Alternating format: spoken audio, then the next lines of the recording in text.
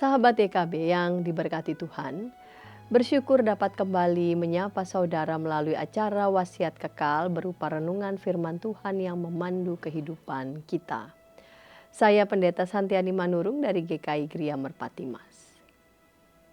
Renungan kita pada hari ini, Senin 16 Februari 2026, ditulis oleh Pendeta Emeritus Mungki Aditya Sasmita dari GKI Sangkrah Solo dengan judul Kesabaran Allah, yang dilandaskan pada Mazmur 78 ayat 17 sampai 20 dan dilanjutkan ayat 52 sampai 55. Dan yang menjadi bagian pusat perenungan kita adalah Mazmur 78 ayat 52 sampai 53. Sebelum membaca Alkitab dan merenungkan firman Tuhan, mari kita berdoa. Bapa di surga, sumber kehidupan kami bersama menyatukan hati kami, mau membaca bagian dari Alkitab dan merenungkan firman-Mu. Bapa kiranya berkati dan bimbing kami. Dalam Kristus kami berdoa. Amin.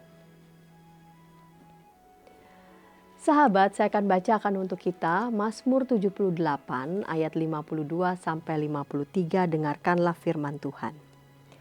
Ketika Ia menggiring umat-Nya seperti domba-domba dan memimpin mereka seperti kawanan hewan di padang gurun, ketika Ia menuntun mereka dengan tenteram sehingga tidak gentar, sedang musuh mereka dilingkupi laut. Wah, orang itu sabar sekali ya. Sudah disakiti berulang kali, tetapi tetap saja Ia tidak membalasnya. Sahabat, mungkin kita pernah mendengar komentar seperti itu.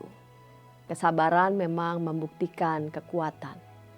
Dalam kasus tertentu, kesabaran juga dapat menunjukkan kebesaran cinta kasih seseorang. Dalam karya pembebasan yang dilakukan Allah terhadap umat Israel dari perbudakan di Mesir, Allah telah menunjukkan kesabarannya yang luar biasa terhadap Israel.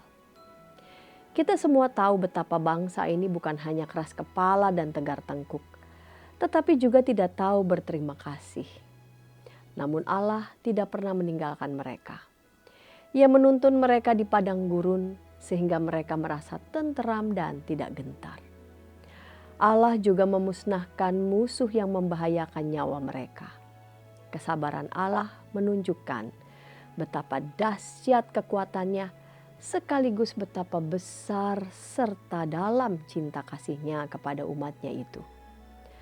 Sahabat, Allah yang sama juga memiliki kesabaran yang luar biasa terhadap kita. Sekalipun Ia telah mengorbankan anaknya untuk keselamatan kita, kita tetap saja melawan Dia. Kesabaran itu bukanlah suatu kelemahan yang layak diremehkan. Sebaliknya, kesabaran menunjukkan kekuatan yang dahsyat dan dibarengi dengan cinta kasih yang dalam. Rasa takjub akan hal itu seharusnya mendorong kita untuk semakin mengasihi dan patuh kepada Allah. Mari kita berdoa. Tuhan, jadikanlah kami sebagai orang-orang yang bersabar. Bersabar karena kami tahu bahwa Allah selalu ada bersama dengan kami. Bersabar tidak sama artinya dengan putus asa atau menyerah pasrah begitu saja. Bersabar karena kami tahu pengharapan kami di dalam Tuhan. Bersabar karena kami mengetahui bahwa setiap ketekunan itu membuahkan hasil yang baik, hasil yang boleh menjadi berkat. Bapa kiranya berkati setiap anak-anak Tuhan, orang tua, berikan ketekunan, kesabaran dalam mendampingi, membimbing, mendidik anak-anak yang Tuhan percayakan. Berikan juga kesabaran dan ketekunan bagi banyak orang yang Tuhan percaya untuk melakukan tugas pekerjaan yang langsung bersisian dengan pekerjaan-pekerjaan yang merawat orang, mendampingi orang, di area-area publik. Tuhan berkati, berikan ketekunan juga bagi mereka dalam memenuhi pekerjaannya. Kami percaya ya Tuhan bahwa ketekunan dalam setiap pekerjaan itu akan membuahkan hasil yang baik, yang menggembirakan. Terima kasih Bapa, dalam Kristus kami berdoa. Amin. Sahabat, demikian renungan kita hari ini. Jangan lupa subscribe, like, dan bagikan kepada sebanyak mungkin orang.